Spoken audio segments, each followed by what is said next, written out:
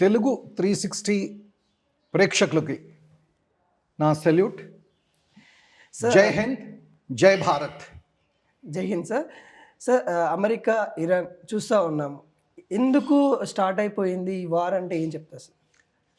నేను భారత సైన్యంలో 38 ఏళ్లుగా పనిచేసి పదవీ విరమణ చేసి ఇక్కడ సెటిల్ అయ్యాను.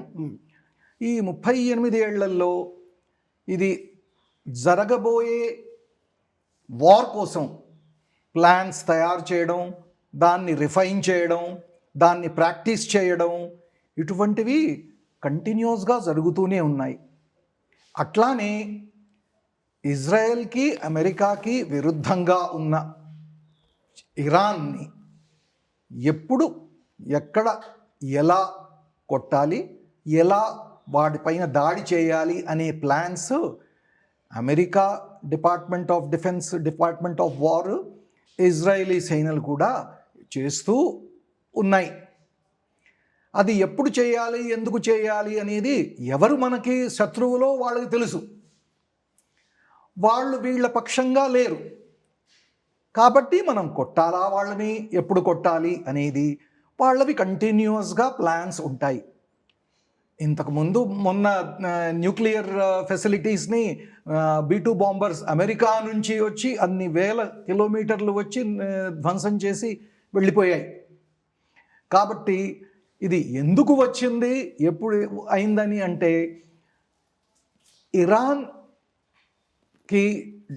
ఇరాన్ చెప్పేది death to Israel, death to America.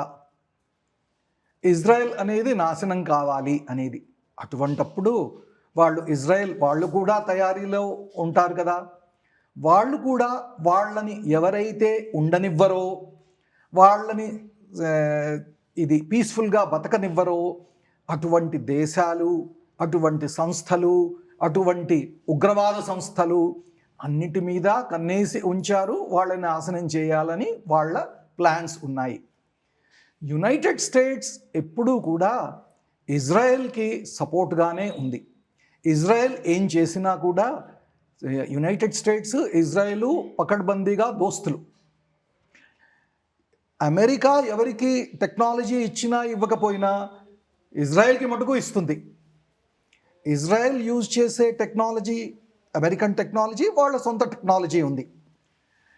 Americans దగ్గర ఉన్న శక్తి, ఇజ్రాయెల్కి ఉన్న శక్తి మిగతా కంట్రీస్కి అంతగా లేదు.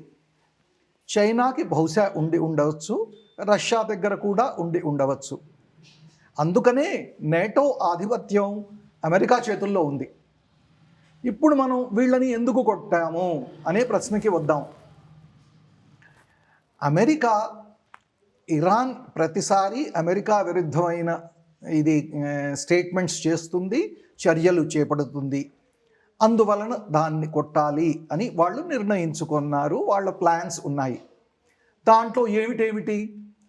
ఇరాన్ యొక్క క్షిపణులు అంటే మిసైల్స్, ఇరాన్ యొక్క నౌకాదళం, ఇరాన్ ఎయిర్ డిఫెన్సెస్, ఇరాన్ ఒకవేళ తయారు చేయబోతే అణువస్త్రాలు, దానికి చేసే టెక్నాలజీ, ఆ ల్యాబొరేటరీస్, ఆ ఫెసిలిటీస్, వీటన్నిటినీ కొడితే అప్పుడు ఇరాన్ అమెరికాకి ఎదురు వెళ్ళే పరిస్థితిలో ఉండదు అని వాళ్ళ భావన.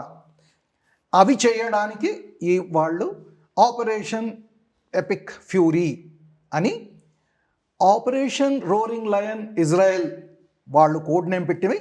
ఈ రెండూ కలిసి 28 ఫిబ్రవరి మీద వాళ్ళు దాడులు జరిపారు. ఈ దాడుల్లో ఇరాన్ యొక్క నేతృత్వం ఏది ఉందో, వాళ్ళ military leaders, political leaders, religious leaders ఎవరైతే అధినేతలుగా ఉన్నారో వాళ్ళందరూ ఒకే దెబ్బకి పోయారు. అయ్యేటప్పటికీ అల్లకల్లోలం అయిపోయింది. ఇది కొట్టాలి అంటే వాళ్ళ ఎయిర్ డిఫెన్స్ సిస్టమ్స్ని నాశనం చేయాలి కదా, వాళ్ళ ఎయిర్ బేసెస్ని నాశనం చేయాలి కదా.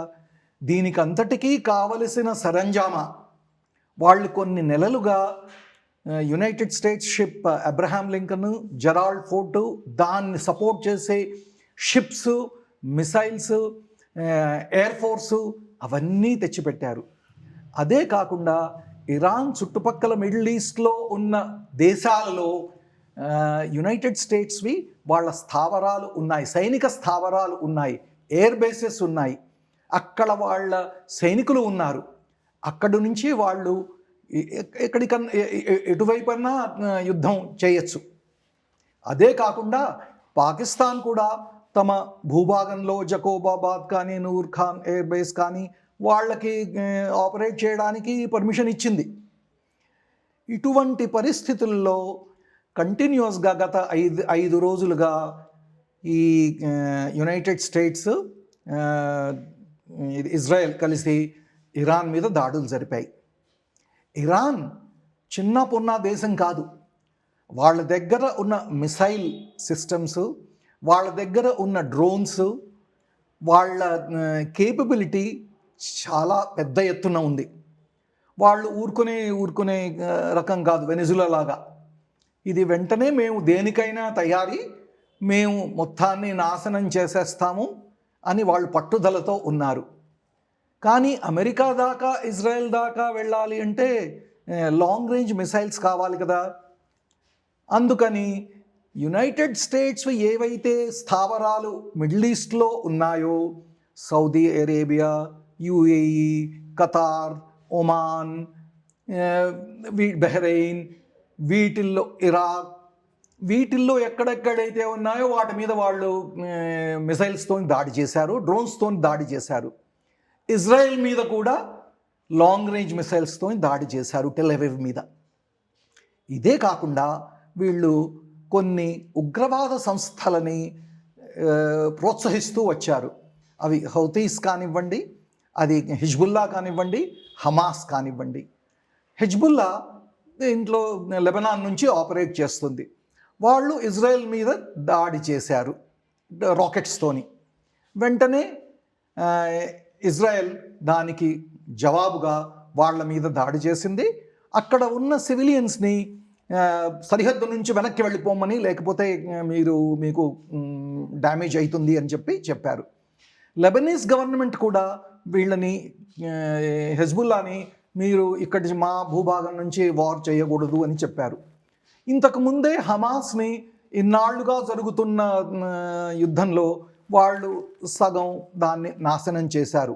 ఎప్పుడైతే హమాస్ 7th అక్టోబర్ నాడు ఇజ్రాయెల్ని, ఫారినర్స్ని వాళ్ళు ఏదో ఫెస్టివల్ జరుపుకుంటున్నప్పుడు చంపారో అప్పటి నుంచి జరుగుతున్న యుద్ధం ఇది. అంటే సార్ ఇది బ్యాక్గ్రౌండ్ కారణాలు.